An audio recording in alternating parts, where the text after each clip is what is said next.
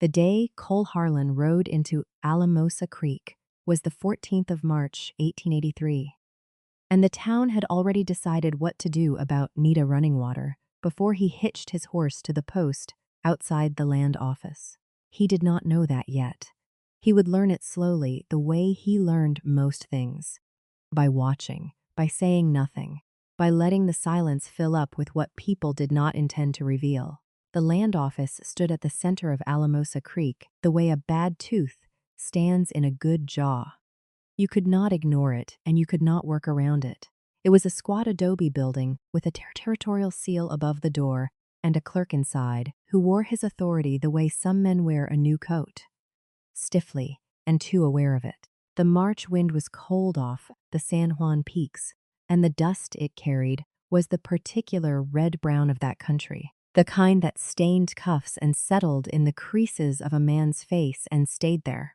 Cole had ridden 40 miles out of Santa Fe on a matter unrelated to what he was about to say. And he was tired, and he wanted coffee, and he was 3 minutes away from witnessing something that would not let him alone for the rest of that year.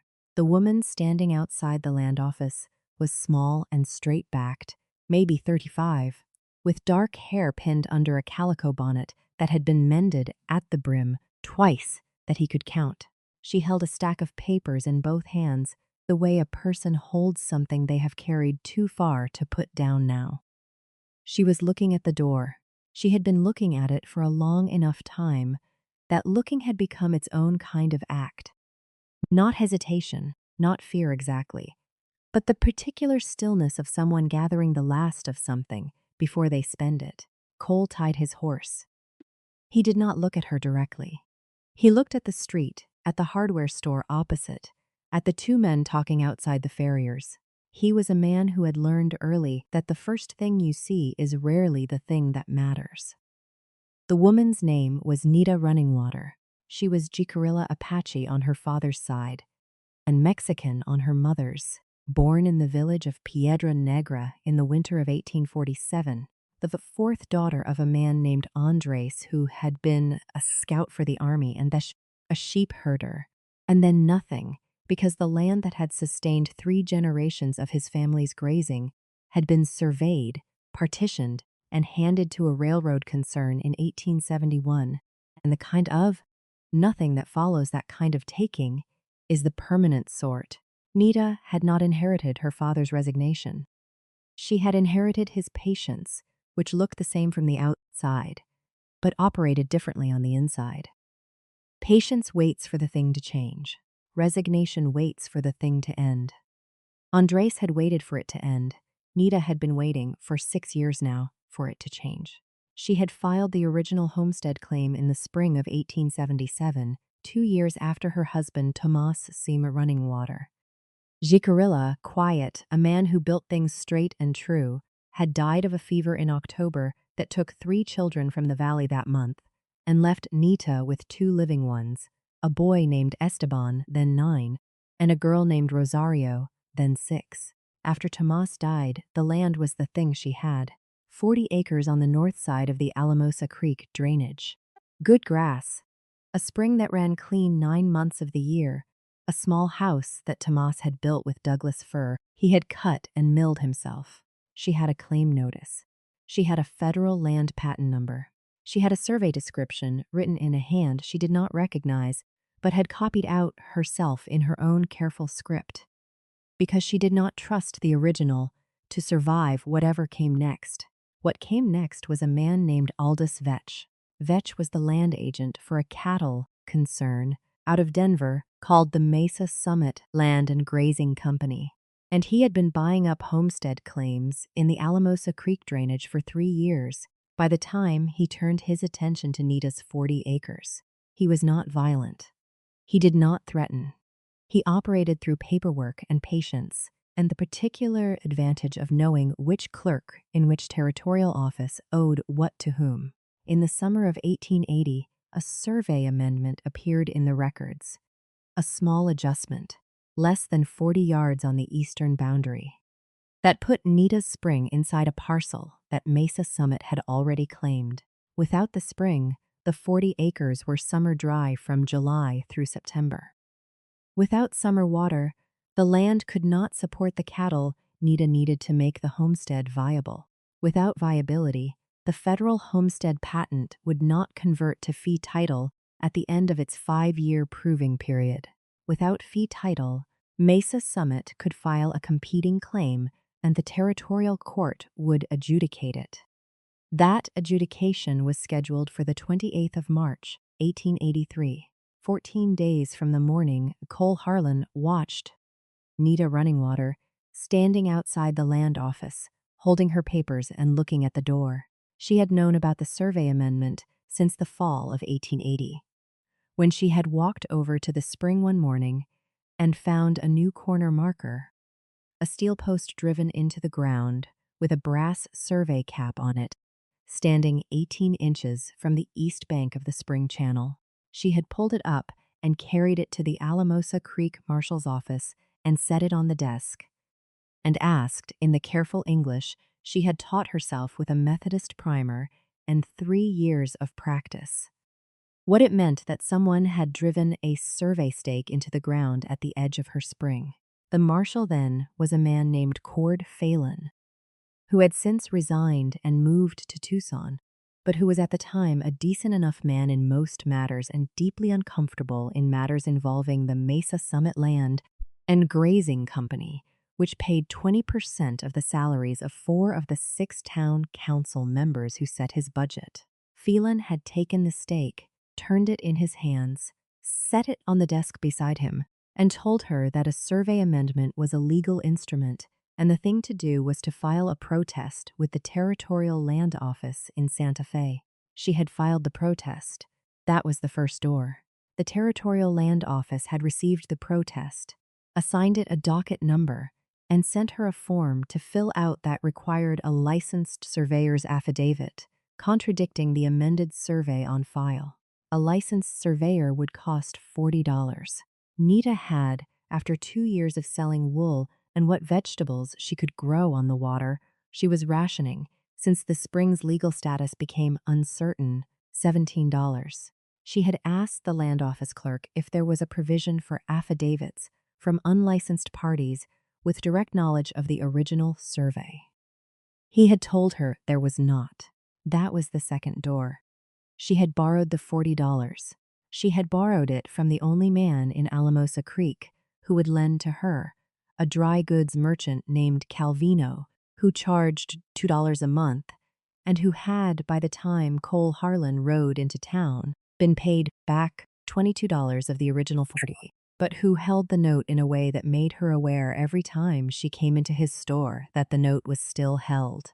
She had hired a surveyor named Pelletier, who had ridden out, measured, written an affidavit, stating that, in his professional opinion, the original boundary was correct and the amendment was inconsistent with the natural drainage. She had filed the affidavit.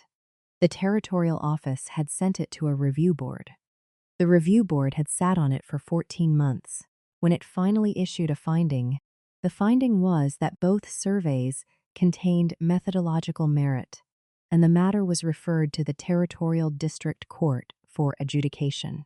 The district court had set a hearing date, then rescheduled it, then set it again. The hearing that was now 14 days away was the third scheduling of that date, and Nita was aware that if it were rescheduled a 4th time, the provisional homestead period would expire before court could rule, and Mesa Summit's competing claim would automatically move to the front of the queue. She had asked for a lawyer. She had asked 3 lawyers. The first had quoted her $60 to take the case and declined to take payment in installments. The second had told her, with some genuine sympathy, that she recognized and did not resent, that the case had the quality of a fight between a man with a rifle and a man with a stick, and he was not in the business of taking fees from women who were going to lose anyway. The third had listened, asked careful questions for 20 minutes, and then told her that he had just accepted a position with the Mesa Summit Land and Grazing Company's legal office, and could not in good conscience. He had used that phrase, in good conscience, represent a party adverse to his new employer. That was 3 months ago. Since then, she had been preparing to represent herself. She had written the filing in careful English, revised it 4 times, had it read by the Methodist minister, who was the best educated man who would help her, and filed it with the district court clerk 3 weeks prior. The court clerk had stamped it, assigned it a number, and then 1 week later sent her a notice that the filing was deficient because it did not include a certified copy of the original homestead patent, only an uncertified copy, and she had 60 days to cure the deficiency. The original certified copy was in the Territorial Records Office in Santa Fe. A certified copy cost $1.50 and required 5 days to process. The notice had been dated 63 days ago. The land office in Alamosa Creek held a secondary copy of territorial land records. That was why she was standing outside it this morning with her papers, looking at the door. She needed the clerk inside to certify a copy of the patent from the secondary records. She had been here twice before in the past 2 weeks and been turned away both times. Once because the clerk said the secondary records were incomplete, and once because he said the certification process required a fee that she did not have. She had the fee now. She had the fee in a small envelope in her coat pocket, the coins counted out the night before while Esteban and Rosario slept. She pushed open the door and went inside. Cole Harlan watched her go in. He stood by his horse. He did not move toward the office. A man who puts his nose into other people's land business ends up standing between 2 kinds of hostile. And he had been standing in enough hostile country for one career. He had a warrant in his coat for a man named Devereux, who was said to be working the freight road between Alamosa Creek and Durango. And that was his business here, and he intended to keep it his business. He walked to the hotel across the street, took a room, ordered coffee in the small dining room that faced the street, and sat down where he could see the land office. 10 minutes later, Nita Runningwater came out of the land office. She was holding her papers at her side now, not in front of her. She stood on the step for a moment, and then walked in the direction of the south end of town. Her back was straight. Her step was measured. She did not look back. Cole watched her go. He drank his coffee. He looked at the ceiling of the dining room. He thought about the warrant in his coat. He thought about the road to Durango and how long it would take to pick up Devereux's trail, and whether the freighters he needed to talk to would be at the relay station tonight or tomorrow. He sat there for a while. Then he set down his cup. The second time he saw her was 2 days later at the courthouse. He had not gone looking. He had been at the courthouse to file his warrant paperwork with the district clerk. And she had been coming out of the clerk's office as he was going in, and he held the door, and she passed him without making eye contact, which was the practiced look of a person who had learned not to expect courtesy to mean anything. He noticed the papers she was carrying, thicker now, a different sheaf, and he noticed that her jaw was set in a way that had moved past frustration into something quieter and harder. He finished his business in 15 minutes. He came outside, and she was sitting on the stone bench at the edge of the courthouse yard, reading through the papers, running her finger along a line, stopping, reading it again. 2 men coming down the courthouse steps looked at her and then looked at each other in the particular way of men who have arrived at an agreement about what they are looking at without having to say it out loud. Cole stopped on the step. He watched the 2 men walk away. He watched Nita read. She turned a page, went back, turned it again. He went to his horse. He had Devereux's trail now, more or less. A teamster at the relay station had seen a man matching the description 2 days east of Alamosa Creek, which meant Devereux might already be gone or might be coming back through.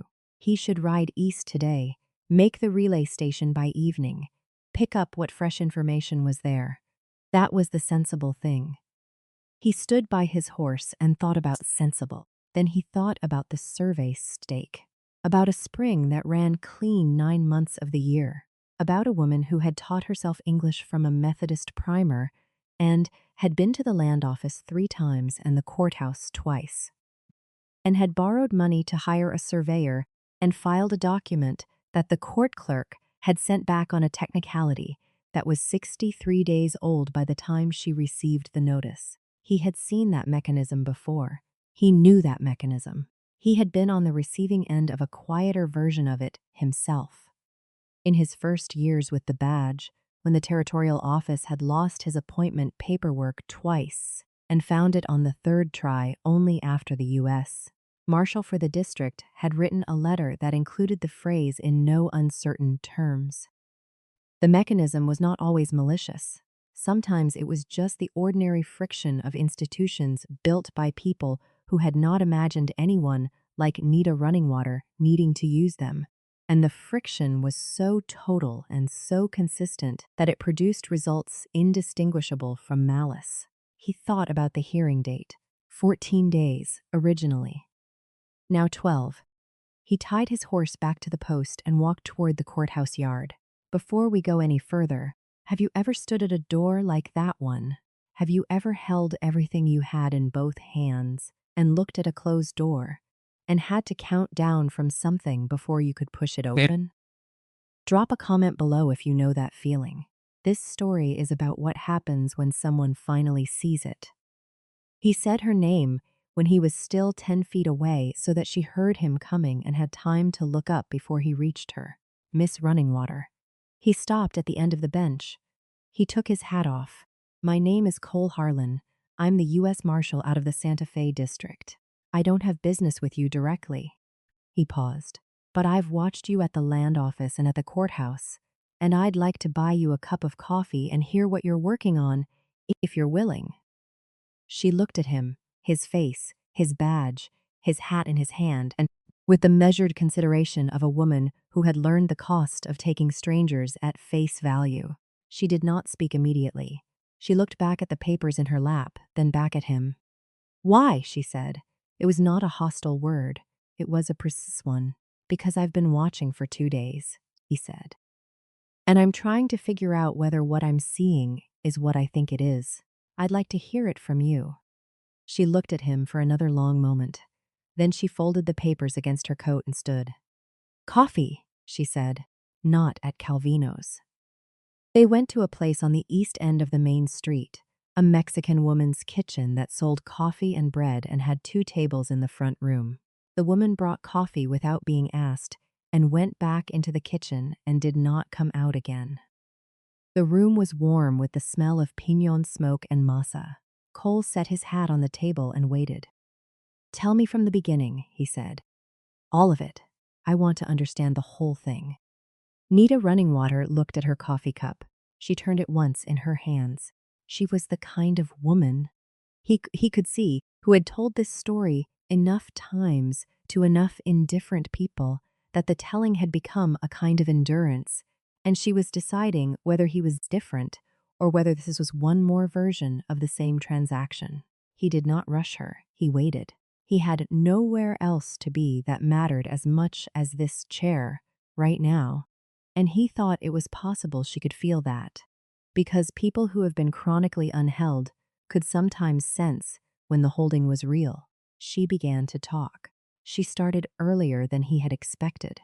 Not with the survey stake, not with the homestead claim, but with her father's land, the original grazing territory, the survey of 1871, and the way a line drawn on paper in Denver had rearranged the physical world of Piedra Negra. She described the day the railroad survey crew came through and how her father had watched them from a hillside above the creek and said nothing because he had learned by then that saying things to survey crews produced no useful result. She described the sheep. There had been 340 head at the peak, and the winter they sold the last of them. And what her father had looked like that winter, which was not like grief exactly, but like a man who has been translated into a language he does not speak. Cole listened. He did not write anything down. He asked one question. What year was that, the final sale? She said. 1873. He nodded. He did not write it down, because the writing would have changed the quality of what she was doing, which was not giving testimony, not yet, but telling him something true about herself. She talked about Tomas. She talked about the homestead claim, how she had filed it 2 weeks after Tomas died, because the land was the thing that remained, and she had to do something with the grief that was immediate and practical and hers to do.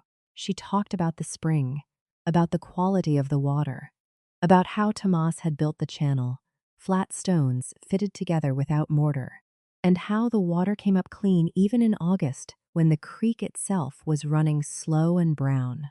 Then she talked about the stake. She pulled it from the papers she had brought.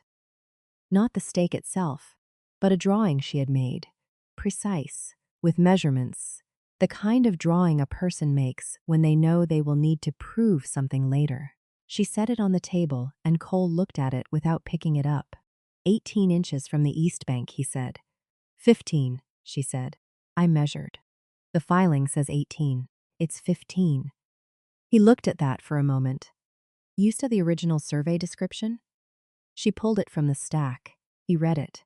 He asked about the benchmark marker referenced in the description, a natural rock formation called the Split Pine Bluff, and whether it was still standing. She said it was. He asked whether Pelletier, the surveyor she had hired, had referenced the benchmark in his affidavit. She said he had. Cole nodded and handed the description back. She talked about the Territorial Land Office and the Review Board and the 14 months, and the finding that referred the matter to the court. She talked about the lawyers. She described the third lawyer with a precision that was entirely without self-pity. The questions he had asked, the care he had taken, the phrase in good conscience. And Cole, listening, thought about a man who had used that phrase and what it was worth, and thought that it was worth nothing at all. She talked about the certified copy. She set the court clerk's notice on the table between them, and he read it. The language was bureaucratic and exact, and the 60-day cure period was stated plainly.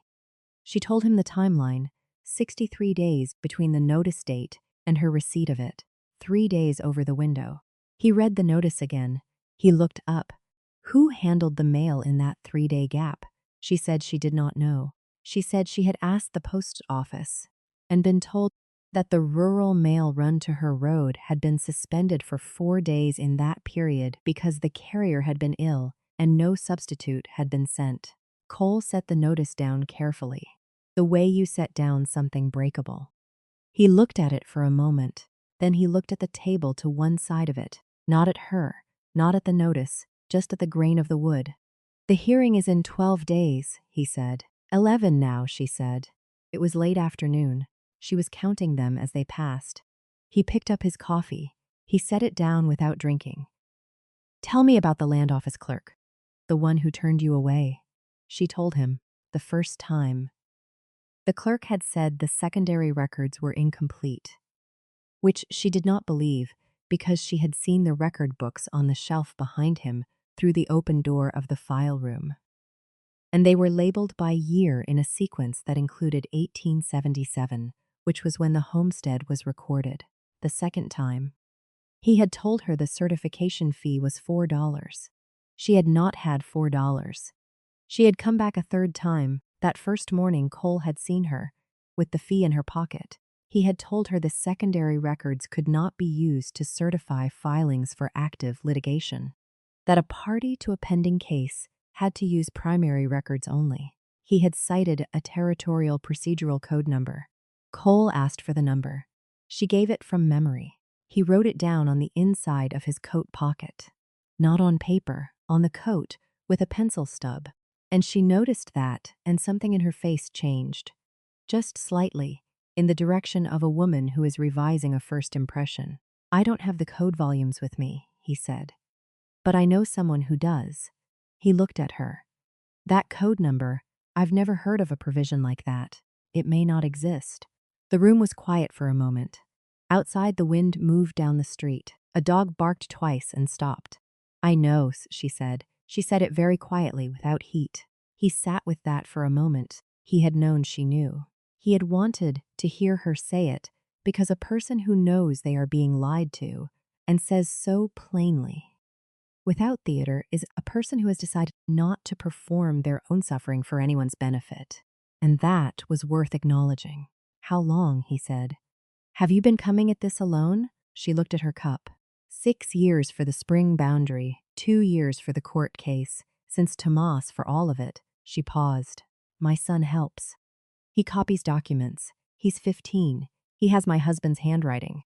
Cole did not say anything. He looked at the ceiling for a moment. He thought about a 15-year-old boy with his dead father's handwriting, copying legal documents at a table by lamplight. He looked back at her. I want to ask you something else, about how you read these. He gestured at the papers. You found the discrepancy on the survey boundary, the 15 versus 18 inches. How long does it take you to find something like that? She looked at him with the precise attention of a woman deciding whether a question is genuine or whether it is something else. She decided. I read them against each other, she said. Every document I have, I read it against every other one. The original survey says the eastern boundary runs from the split pine benchmark bearing south-southeast 31 degrees to a creek confluence. The amended survey says south-southeast 33 degrees, 2 degrees. On a 300-yard run, that's about 15 feet at the far end. The spring sits at 220 yards. Cole looked at her. You calculated that yourself, he said. My father was a scout. He taught me to read a bearing. Tomas was a carpenter. He taught me to calculate a run. She said it without pride. It was just the accounting of what she knew and where it came from. Cole sat back in his chair. He was quiet for a while. The light had shifted in the room. Afternoon going to early evening, the quality of the light through the window going from flat to low and warm. He thought about what she had just told him. Not the calculation he could follow, but the architecture of it. The way she had built a body of knowledge from 2 dead men and a Methodist primer and 6 years of fighting an institution that had never imagined her standing in front of it, and had used that knowledge so carefully and precisely that the 3-degree discrepancy she had found was, he would later confirm, the central weakness in Mesa Summit's amended survey. She had found the crack in the wall. What she had not been able to find was the door. He picked up his coffee and drank it. It had gone cold. I want to tell you something, he said, about why I'm sitting here and not on the Durango Road where I'm supposed to be. She waited. I've been a marshal for 22 years, he said. Half of that time I spent in country like this, on cases like yours, which is to say cases that were not mine to be in, but that I couldn't ride past. I used to think that was a quality, that I had some instinct for the right thing. He stopped as he turned his coffee cup into Hanson's. The last few years I've been wondering if it was just interference, whether me riding in and solving a problem that belonged to someone else was a way of making myself feel like the work was worth something, whether I was helping the person or helping myself feel like the kind of man who helps. The room was quiet. Outside, someone was loading a wagon. The sound of wooden wheels and harness leather and a mule's particular complaint. Why are you telling me that? She said. Because I don't want to sit here and pretend I'm different from the land office clerk if I'm not, he said. The clerk has his reasons too. I want to know what use I actually am to you before I tell you what I can do. She looked at him for a long time. She was not soft about it. She was measuring something. The clerk wants me gone, she said. You want to feel like the right kind of man. Those are different things. Are they different enough? He said. She thought about that. What can you do? She said. Specifically. He straightened up. I can get someone to look at that code citation today. I know the territorial solicitor's clerk in Santa Fe. I can send a wire from the telegraph office tonight. If the provision doesn't exist, the clerk's refusal is improper, and I can go back in there tomorrow morning with the badge and get the certified copy. That's the fastest path to curing the deficiency. The hearing date stays, he paused. I can also go to the district judge. Hargrove, he's out of Durango. And make the argument in person that the mail delay constitutes a circumstance outside your control, and the court should accept the late cure. Hargrove is a fair man with paperwork he's reviewed 3 times. He'll listen. He paused again. And I can read your filing. Tonight, if you'll leave it with me. I want to see what you've built. She did not answer immediately. She picked up her key papers and squared them against the table once, twice. It was not a nervous gesture. It was a thinking one. The third lawyer, she said, the one who went to Mesa Summit. He read the filing. I know, Cole said. He told someone what was in it. That's why the code citation appeared when it did. He said it plainly, not to shock her. She already knew it, or suspected, but because she deserved to hear it named. She sat with that. She did not look wounded. She looked like a person hearing confirmed what they had already absorbed. You're half Apache, she said. It was not a question. Mother's side, he said. Mescalero. They treated you the same way, she said, when you filed for the appointment. Close enough, he said. The paperwork got lost twice. Found on the 3rd try. She nodded slowly. She looked at the table. He could see her making some kind of accounting, not of him specifically, but of the situation, the costs and the odds and the variable he represented. He did not press her. He waited. I need to show you something, she said. She pulled a single sheet from inside the stack, not from the top or the bottom, but from the middle. The place where a person keeps the thing they have not shown anyone. She set it on the table between them. It was a letter, handwritten, in a cramped official script. It was dated November of 1882, and it was from the regional supervisor of the Mesa Summit Land and Grazing Company's territorial operations, a man named Hartwell Cobb, and it was addressed to the Alamosa Creek Land Office. It was not addressed to the clerk by name. It was addressed to the office. It began. Regarding the Running Water Homestead parcel, we wish to advise that the current claimant has been formally notified of the survey amendment and that her compliance timeline has been noted. We trust that standard processing procedures will be applied without exception. Cole read it twice. He set it down. He understood what it was. It was not a bribe. It was not a direct order. It was the kind of letter that does the work of both by doing neither. A letter that reminds a clerk that the company knows his name and his office and his timeline, and that standard processing procedures means whatever the company needs it to mean. Where did you get this? He said. The Methodist minister, she said. He was given it by the clerk. The clerk gave it to him because the clerk wanted someone to know he had it, but did not want to be the person who made it known. She paused. The minister is not a brave man, but he kept the letter. Cole did not speak for a long time. He looked at the letter. He thought about a clerk who wanted someone to know but would not say it himself, and a minister who held the evidence and would not use it and had given it to a woman because giving it to her cost him nothing, and he could tell himself he had done something. This letter, Cole said, this is what changes the shape of everything. She nodded. She had known that for 4 months. She had not known what to do with the knowledge because every door she had taken it to had been the wrong door. He looked at her. I want to ask you to trust me with something that cost you to acquire. He meant the letter. He meant all of it. I know you have no particular reason to. She looked at him for a long moment. Then she said, You took your hat off when you came to the bench. He looked at her. Thomas always took his hat off, she said. He said it cost nothing and it meant everything. She picked up the letter and set it on top of the stack and pushed the whole stack across the table toward him. Read the filing tonight. The letter is on top. He sat for a moment. He did not pick up the papers immediately. He wanted to mark the moment. Not for himself, but for her, to let it be what it was. The moment a woman who had been turned away from every door finally passed something important into hands that might use it. I'll be at the land office at 8 tomorrow morning, he said. If you want to be there, be there. She stood. She picked up her coffee cup and looked into it as if she were deciding something.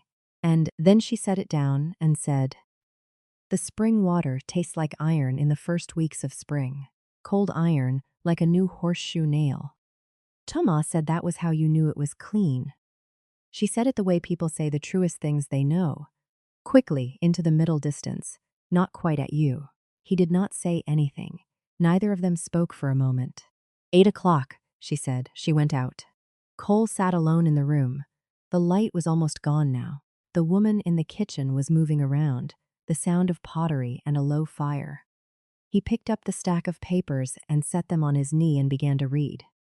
He read for 3 hours. He read the homestead patent, the original survey, the amended survey, Pelletier's affidavit.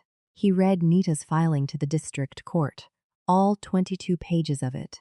And as he read, he understood what the third lawyer had understood and why it had been worth the while of a company like Mesa Summit to acquire his services after he had read it. The filing was good. It was not perfect. There were procedural irregularities, places where she had not known the precise form required. But the argument was sound, and the evidence was organized, and the bearing discrepancy was laid out with a geometric clarity that would not be easy to contradict in front of a judge. At one point, he stopped reading and sat in the dark for a while, just sitting. He thought about 22 years with a badge. He thought about the cases he had taken, and the cases he had ridden past, and the calculation he made, or told himself he made, about which was which.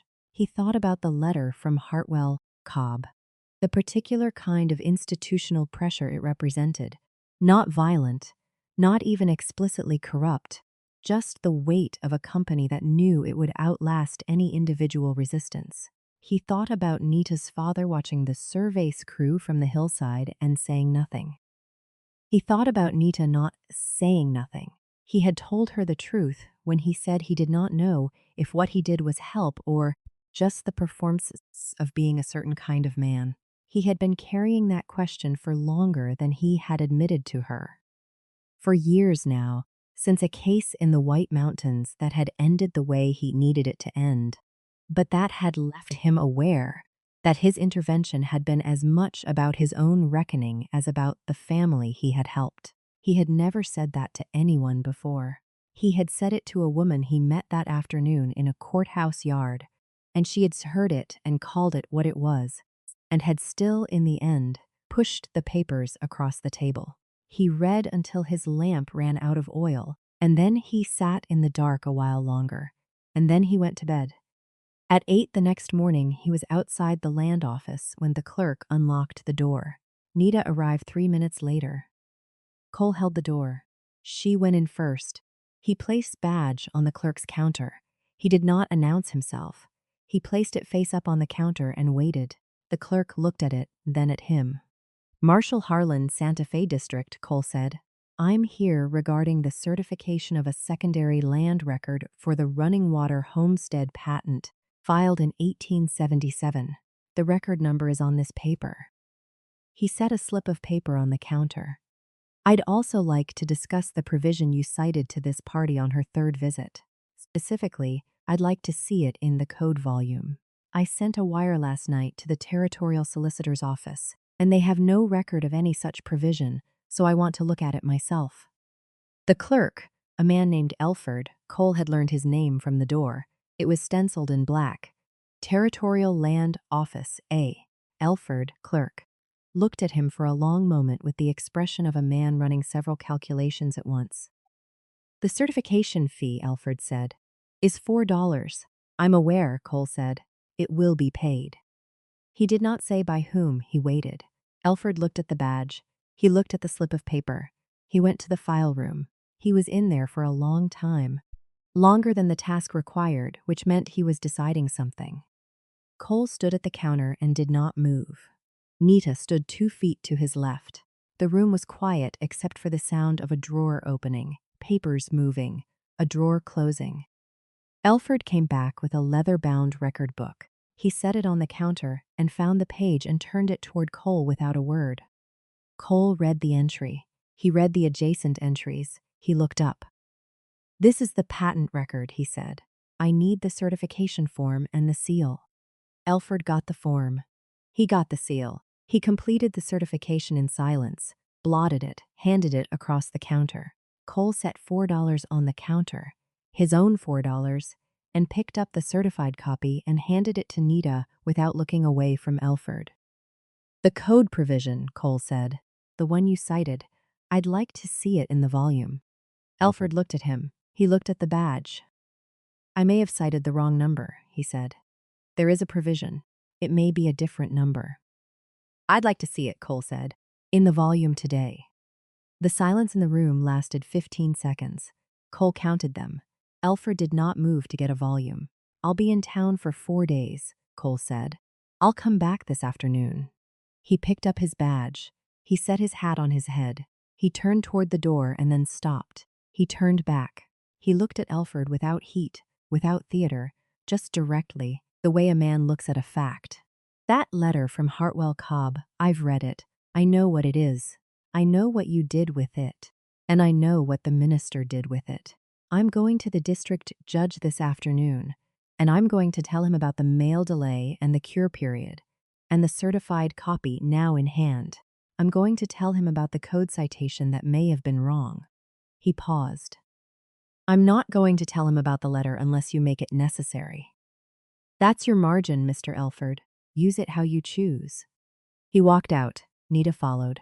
They stood on the step in the March wind. She held the certified copy in both hands the way she had held the whole stack of papers the first morning. Not across her chest, but in front of her, like something she could finally set down now if she chose to. Cole put his coat collar up against the wind. "I'm going to the judge this afternoon. I'll take the certification and the mail office records and make the argument for the late cure. You should be there." She looked at him.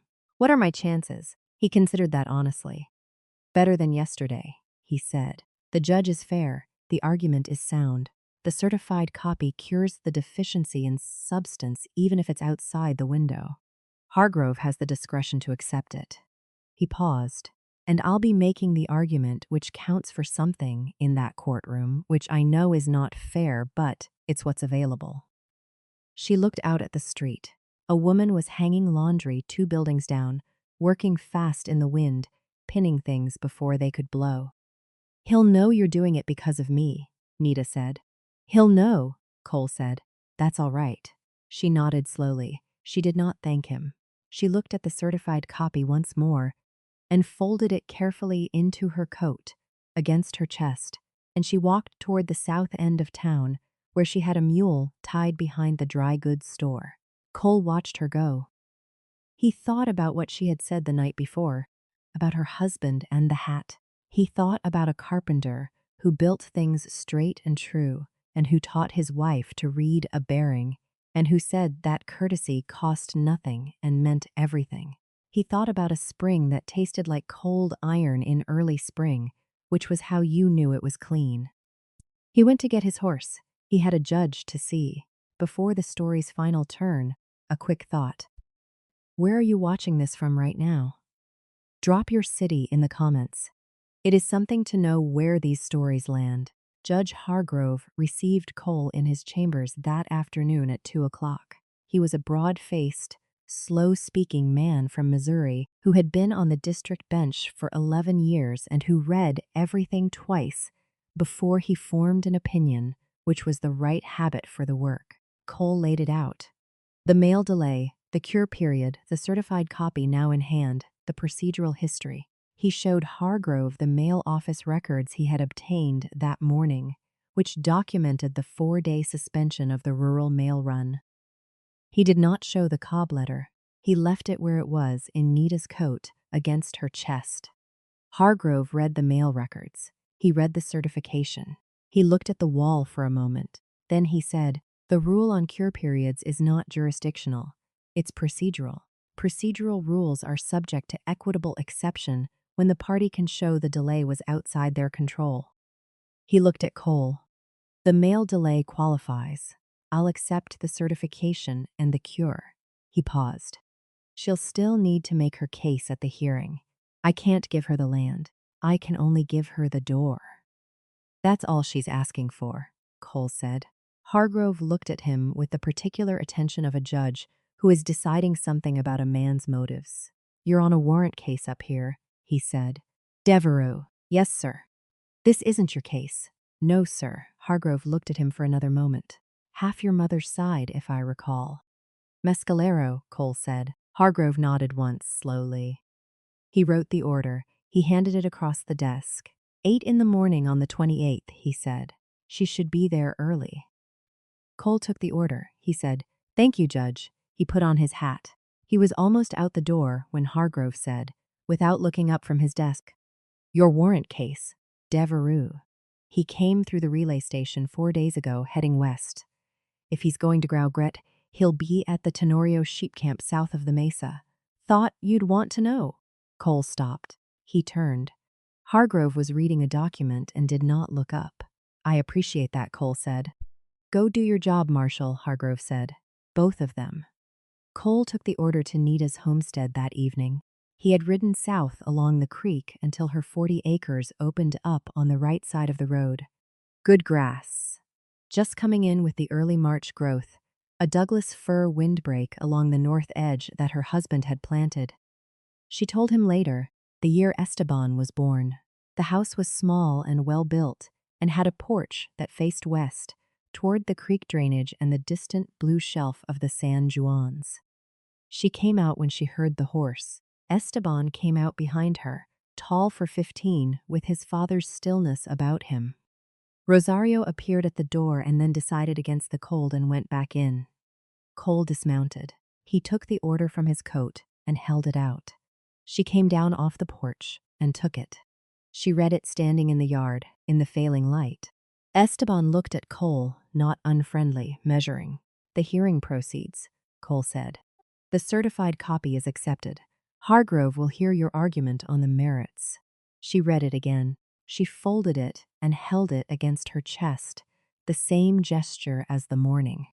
The same motion of a woman placing something important close to her body, where it could not be taken without her knowing. She looked at him. He could see what was gathering in her face. It was not quite relief. Not yet. Because the hearing was still 11 days away, and she had learned not to spend relief before it was due. It was something else. It was the face of a person who has been in a long corridor of closed doors and has felt, for the first time in a long time, a hinge move. "Cole Harlan," she said. She said it quietly, the way you say a name when you want to remember it. He put on his hat. 11 days, he said. "You know your case better than anyone. Make sure the judge hears the bearing calculation. It's the strongest piece you have." She nodded. He turned the horse. He was 2 strides out when she said, "Wait." He turned. She went to the porch and came back with something. A small cloth bundle tied with kitchen twine. She held it out. "For the road," she said. Esteban made too much. He took it. He looked at it for a moment. Cornbread by the smell. He looked at the boy on the porch. Esteban gave a single nod. Small, deliberate, the nod of a man doing a man's accounting. Cole looked back at Nita. He did not say thank you, he said. "Hargrove's a fair man. Trust the filing." Then he rode south toward the Tenorio sheep camp and the warrant that had brought him here in the first place. And he did not look back, though the road was open and long, and the light behind him was going red over the San Juans. He found Devereux 2 days later. He brought him in without incident. He filed the paperwork, collected the warrant fee, wrote his report, and rode back toward Santa Fe. He thought about Nita Runningwater 3 times on that ride. Once when he crossed a creek and noticed the quality of the water. Once when he passed a homestead with a good Douglas fir windbreak. And once at dusk on the second day when the light went red and he thought about a man on a hillside watching a survey crew and saying nothing because he had learned that words cost more than they returned. He was not there for the hearing on the 28th. He had his own country and his own work, and the hearing was not his case, as Hargrove had said. He learned the result from the territorial clerk in Santa Fe 6 weeks later. Judge Hargrove had ruled in favor of Nita Runningwater on the merits of the boundary dispute, finding that the amended survey contained methodological irregularities, inconsistent with the original benchmark reference, and that the 2-degree bearing discrepancy was material, not incidental. The spring and the 15 feet of ground surrounding it on the east bank were adjudicated as part of the original homestead parcel. Zasa Summit Land and Grazing Company filed an appeal. The appeal was denied 6 months later by the Territorial Appellate Court, which adopted Hargrove's reasoning in full. The homestead patent converted to fee title in the fall of 1883. Nita Running Water owned the 40 acres and the spring clean and whole. Now, what happened in the years that followed is not a story that would be found in any newspaper of the time.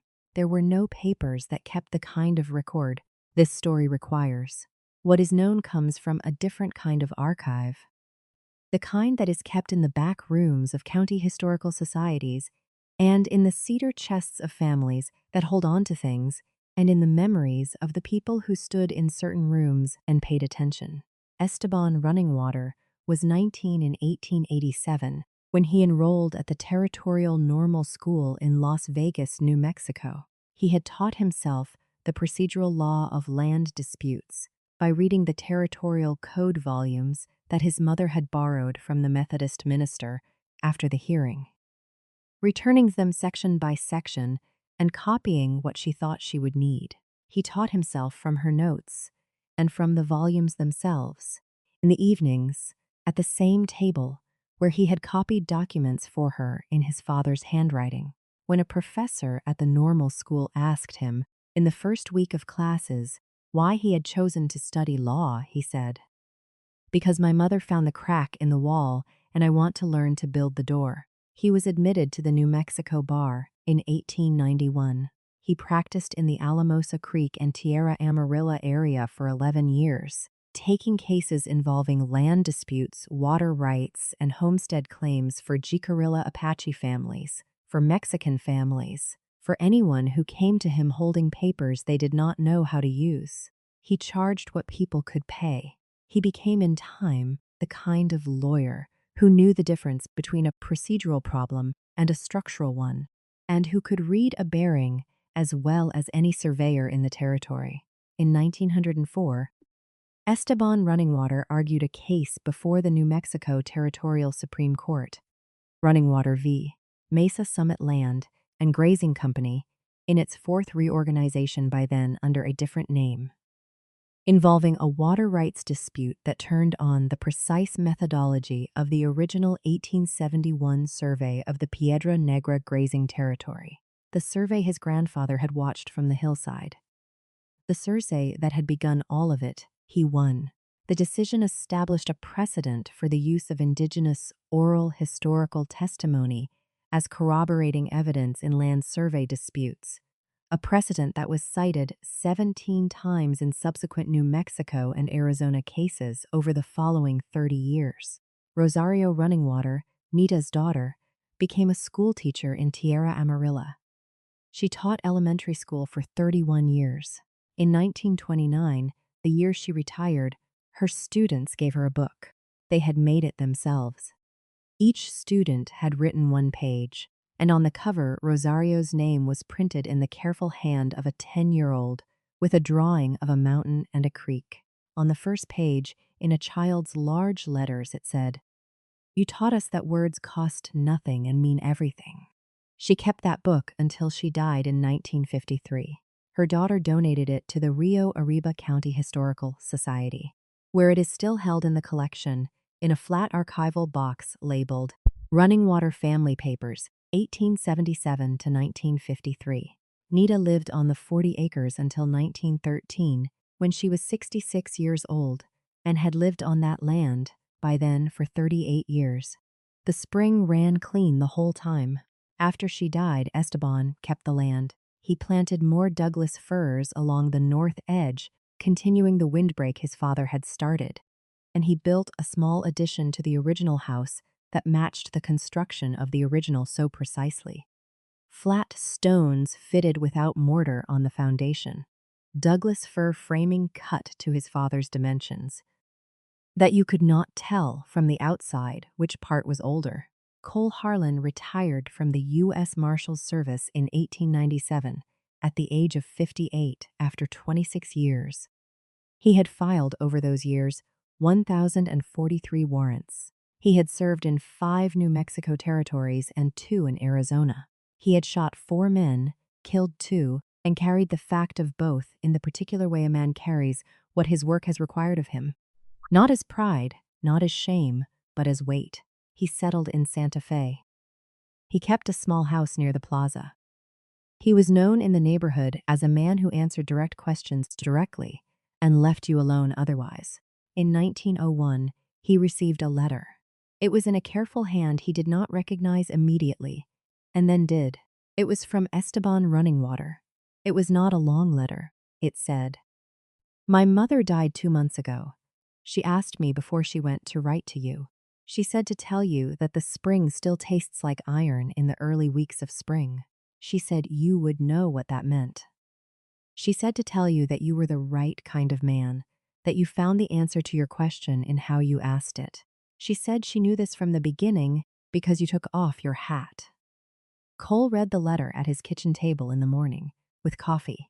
He read it twice. He folded it and put it in the inside pocket of his coat, where he kept the things he did not want to lose. He sat at the table for a long time after that, not moving, looking out the window at the plaza where the morning was coming in, low and clear over the mountains, the light, the particular gold of early spring in that country, the kind of light that made everything look like something that had survived. He thought about a woman in a courthouse yard, reading papers, running her finger along a line. He thought about 15 feet and 2 degrees and the fact of a spring at 220 yards. He thought about a boy with his dead father's handwriting, copying documents by lamplight. He thought about all the doors that had been closed in front of her, and the one that had opened, and the 11 days between, and whether he had made a difference, or whether the difference had always been hers to make. And he had only, in the end, stood aside and let her make it. He thought it was probably both. He thought that was probably what any of this work amounted to. The thin, indispensable act of standing aside and letting the capable and the determined do what they were going to do anyway, and making sure the door was not locked when they arrived. He thought about his mother's people and his father's people and the country between them. That he had made his home not because it was comfortable, but because it was real. Because real was the only country a man who had been honest with himself could inhabit. He thought about what it cost and what it was worth, and whether 26 years and 2 dead and 1,000 warrants, and 1 afternoon in a Mexican woman's kitchen in Alamosa Creek in March of 1883 had amounted to something he could stand behind. He thought it had. Not because of the cases, the warrants, the miles, because of what Nita Runningwater had said to him when he admitted he did not know if he was helping her or helping himself feel like the right kind of man. And she had said, "Those are different things." And he had asked, "Are they different enough?" And she had answered him not with words, but by pushing a stack of papers across a table. That was the answer. That had always been the answer. Not the purity of the motive, but the quality of the presence. Whether you were actually in the room or only performing the being. There whether you listened until the person had said everything or only until you had heard enough to know what you were going to do. Whether you took your hat off because someone was watching or because courtesy cost nothing and meant everything. Cole Harlan's name appears in the New Mexico Record Center and Archives, in one entry in the Territorial Marshal's Index, and in the margin of one judicial order dated March 22, 1883, written in Judge Hargrove's hand. Marshal C. Harlan. Present matter of Runningwater v. Mesa Summit cure accepted. He is not the subject of any monument or exhibit. He is a footnote in someone else's story, which is exactly what the work required him to be, and which is, if you think about it carefully, the only kind of legacy that was ever worth building toward. The Runningwater family papers are still in Rio Arriba County. The book Rosario's students made for her is in the archival box. On the last page, in a different child's hand from the first, in the large careful letters of someone learning to mean what they write, it says, "Some people open the door. Some people build it. The best ones know which one is needed. There is a story told in certain circles about what the first great change in this country actually looked like. Not the speeches and the documents that recorded it, but the actual texture of it, the everyday form it took, which was people in difficult country making decisions at the wrong end of difficult circumstances. And occasionally, just occasionally, meeting someone who set down his coffee and came outside and took his hat off and said, "Tell me everything from the beginning." And then listened until the beginning had become the present. And the present had become something different from what it would have been without the listening. That is what it looked like. That is what it costs. And it is rarer than it should be, which is why it is still worth saying out loud. If this story found you in a place where you needed it, if you know what it is to hold everything you have in both hands and look at a closed door and count down from something before you push open, then you are the audience this channel was built for. Subscribe so you do not miss the next one. Every story here is built on the same foundation. One person who chose to be fully present in a moment when presence was the only thing that mattered, and discovered, through that choice, what the whole long difficult work of a life was actually for.